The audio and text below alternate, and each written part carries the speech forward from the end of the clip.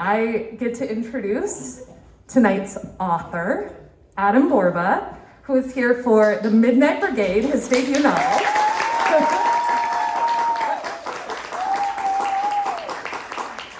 He, in the rest of his time, his spare time, produces movies when he's not being a novelist and a dad. And joining him in conversation, I tried to narrow down the number of words to describe tonight's interlocutor. I am thrilled to introduce award-winning director, writer, producer, distributor, rapper, Ava DuVernay.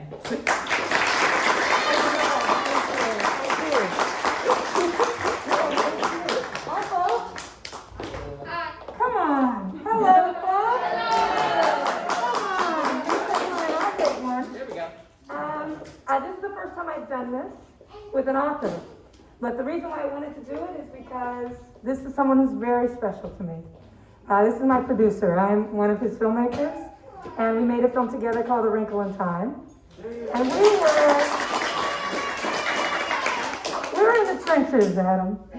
Literal trenches in the redwoods, like actual trenches. Yeah. And you took such great care of me, and I cannot believe that you are now author with a book. It's an actual book with your actual name on it, and we're in an actual bookstore. This is incredible. Yes, this is incredible. So I just want to start with, do you feel like you are a filmmaker, producer, turned author, or were you always an author who just kind of stumbled on the film producing? Like what comes first? What came first for you? I think I was always a storyteller. Okay. I fell in love with movies first, but as a kid, I would dictate books to my mom. A kid like you, Charlie. And then I would put on little puppet shows. I'd write short stories. In college, I attempted to write screenplays. I found out very quickly that was not for me. Okay. But I kind of fall in love with movies, and then I fell into that. And then this is something that kind of surprised me. I was writing an outline for what I thought was going to be a movie, and the outline got very long very quickly, and I realized, hey, this is not an outline for a movie, this is a book. Wow, okay. The ideas behind, inside the book, as I was reading, the reviews are fantastic, and they're really talking about a sense of surprise in the book, right? The fact that it's not predictable, it's not the same old thing for audiences that are sometimes pandered to when it comes to a little bit of intrigue, a little bit of a twist, a little bit of something to say. Was that something that just organically in your storytelling, were you purposely looking at this YA space and thinking about what's missing? Yeah, I mean, a lot of that does come from a filmmaking background, where when you're writing a screenplay, you have so little real estate to tell your story. So it's always trying to find the most efficient way, and you cut out the boring stuff. Right. So I tried to take that approach with this book, and also it happened organically in terms of the unpredictability. That outline that I was talking about, that was very detailed, I was kind of just writing as I went. So just when we work together, developing stories, that kind of thing, we typically finish our outline before we jump in. The outline for this, which was just the prose, was an organic, living, breathing document. So I did not know how it was going to end when I started. Well, that's the joy of books. You can do that. Yeah. When I try to do that in a movie, he says, no, Ava, go back, finish your outline. Look at this. This is what you get to do. Can you hear him okay? Yeah. Yeah, no worries. We gotta hear your voice. Okay, better? Okay, There we go. There we go, thank you. So, before we get into the story itself, I just want to talk a little bit, because people here might be writers or thinking about writing or just fascinated, or you might live with a writer. We're so sorry. The idea of moonlighting, right? And this is a big deal, right? Because as I started my career, I had another job. Yep. And then started to write on the side. And the idea of writing on the side, it's like a mistress, I think. It's just this thing that you're kind of keeping aside and you're trying to keep secret and you're trying to keep sacred. But at some point it starts to boil over, and now it's a book and we're in a bookstore and people are talking about it. But that idea of the exchange between what you're doing in the day, your main gig, and then the privacy and intimacy of having something you're nurturing on the side. How did you manage it?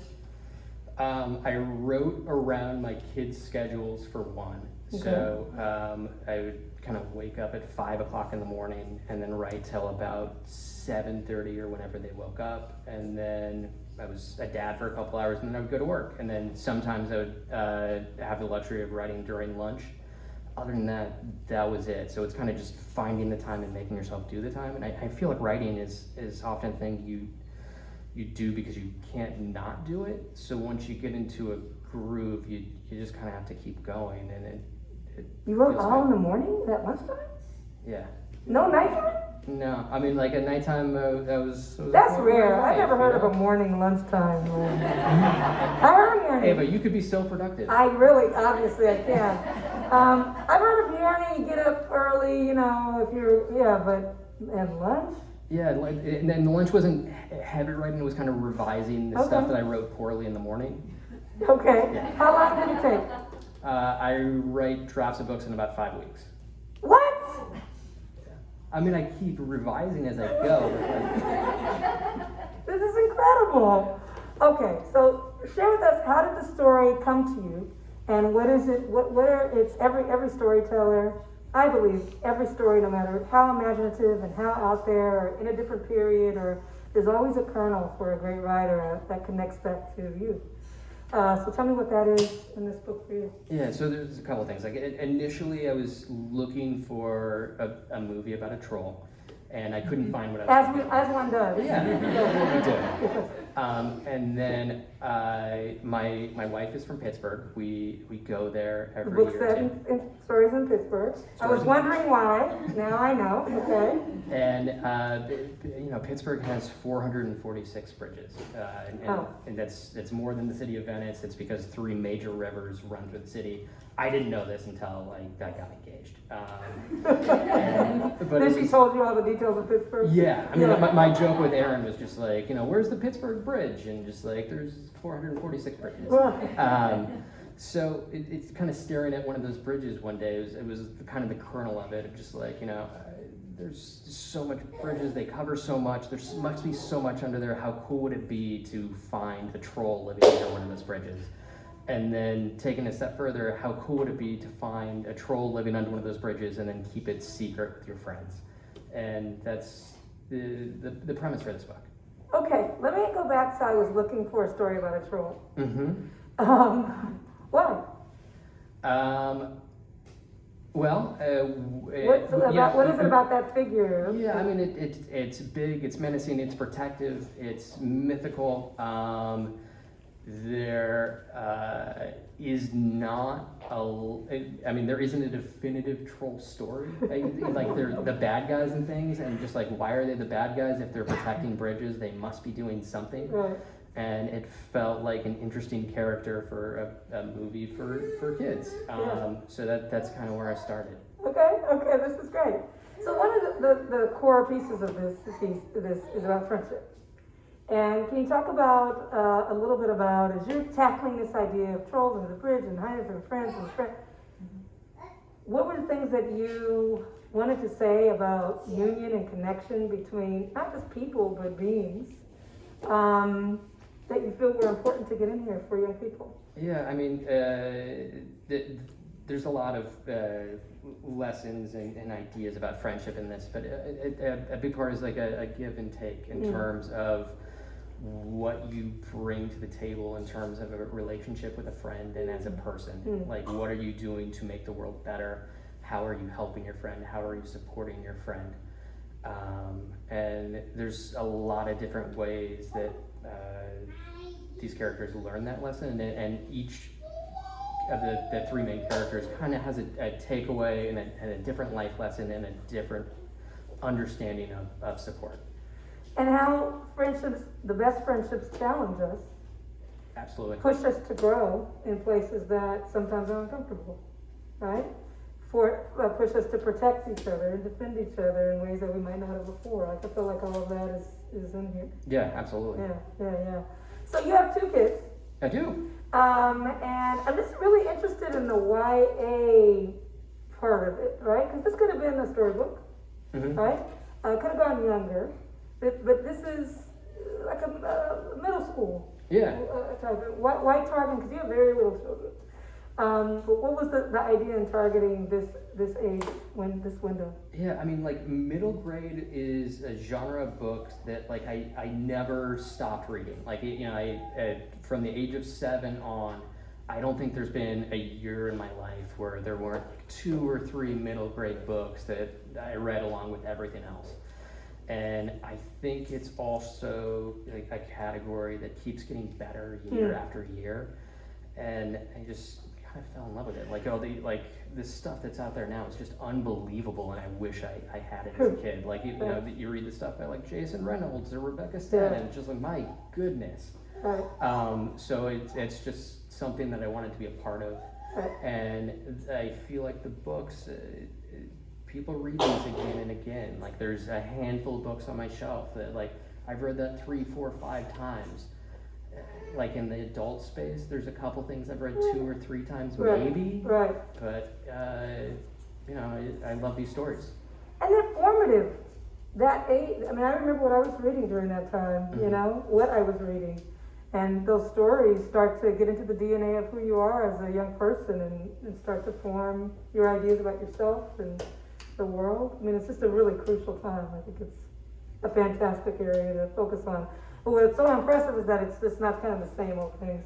But I think that folks feel you could get away with being less rigorous about the way that the story moves. But you don't do that. You don't underestimate the audience, and the respect is there. And if there was one thing, I'm always asked this about my films, and I hate this question, but I really want to know from you. They don't really want to know from me. They're just asking because they're trying to get it. But I really want to know. Because you're my friend, what do you want a kid to close the last page of this and feel? First, I want them to have a good time and enjoy the read. But, like, the big kind of takeaway is just the main character is this quiet boy named Carl Chesterfield, and he has trouble speaking up and trouble kind of saying when he sees things that are perhaps not the best things going on around him. So he learns to find his voice. So, like, the big theme that rolls to the book is to be bold. You know, take swings, stand up when you're seeing something that is not right. Be there for your friend in all the ways that means and entails. I love it. I also got trust yourself. At the beginning, he's not quite trusting of his own thoughts and opinions. Yeah. And moves into a place where that being bold and that taking risks, he's able, you know, to say find voice, but also, you know, being able to, and this is a lesson we all need to remind ourselves of, trust that your voice is valid and deserves to be heard. Yeah, that's absolutely right. Like, a lot of times he doesn't speak up, and he has the right thing, and by not saying anything, even the wrong thing, he's not participating. He's not there for his friends. Tell me a character in the book that no one else will notice. But tell me something in the book that you put in that really relates directly to your person, so that as folks read it, if they haven't, when they get to that piece, they'll be like, oh, that's his grandma's name, or that's what happened to him here. What's a little Easter egg? Well, Carl's grandparents live in Poland, Ohio, and there are characters that are referenced but you don't see, but my children's grandparents live in Poland, Ohio. Okay, there you go. You clearly love your wife. I do. She's in this way. What other ways is Erin in the book? We got Pittsburgh. She's from Pittsburgh. We got grandparents. There's a character named Bee that cocks her eyebrow. My wife does that. Yeah. And then a lot of the Pittsburgh lingo. I mean, Sure. just like, you know, when my wife gets a couple drinks in her, I have no idea what she's talking about.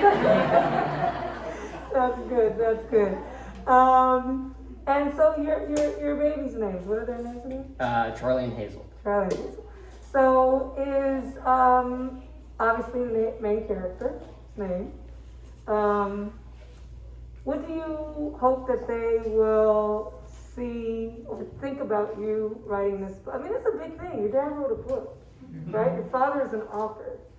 And at some point, they're going to pick this up and they're going to be just the right age Yeah, to understand it. What are your hopes for that?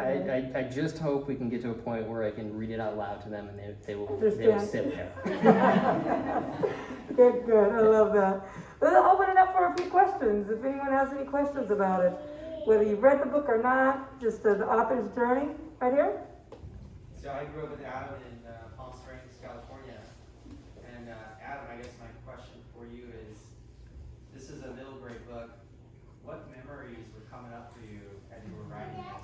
You know, what memories in middle school came up for you? I think just kind of friendship, like going out on adventures, like doing things on your own. I don't know if kids today have the kind of same experience that we all did. I sure hope they do, but like, you know, just getting on your bike and like getting out there. That's the feeling that I was chasing in a lot of this. Everybody waved at Adam and his memories. Hey Adam, where in your book store appearance? Yay! That's for your memories. Any other questions? A question right here. Did you write anything when you were younger? Oh, good, great question. Yeah, like a lot of short stories. So a lot of kind of like 1 or 2 pagers, like in class, but kind of constantly. And it's something I just loved to do when I was a kid. Do you write? Sometimes, mostly for school assignments. Right. That's how it starts. Well, that's pretty good. Great question. Any other questions? We have a question back there. You're asking questions. There's Daddy. Right there, sir? No, I got plans to write another book. Yeah, I just delivered a second revision for my second book about a month ago, and so hopefully next fall I'll have another book out in the universe. Very nice. That's great. Very good. Well, my final question is, you are a film producer. Let's talk casting. What do you think? Will it ever be a film? Could it? I hopefully someday Okay. put the right package together, and you know, casting wise, the answer is always the Muppets. I mean, you know that. I love it. Congratulations. This is just a beautiful moment. I think it's just, you know, a lifelong love of something, not letting where you are stop you from where you want to be, being able to, you know, do the thing you love while you're doing the other thing you love. And this is very inspiring. I'm shocked and awed that you put this together and that you have another one on the way. And now I don't say my friend Adam the producer, I say my friend Adam the producer, author extraordinaire. So, congratulations. Thank you. Thank you so much. Thank you.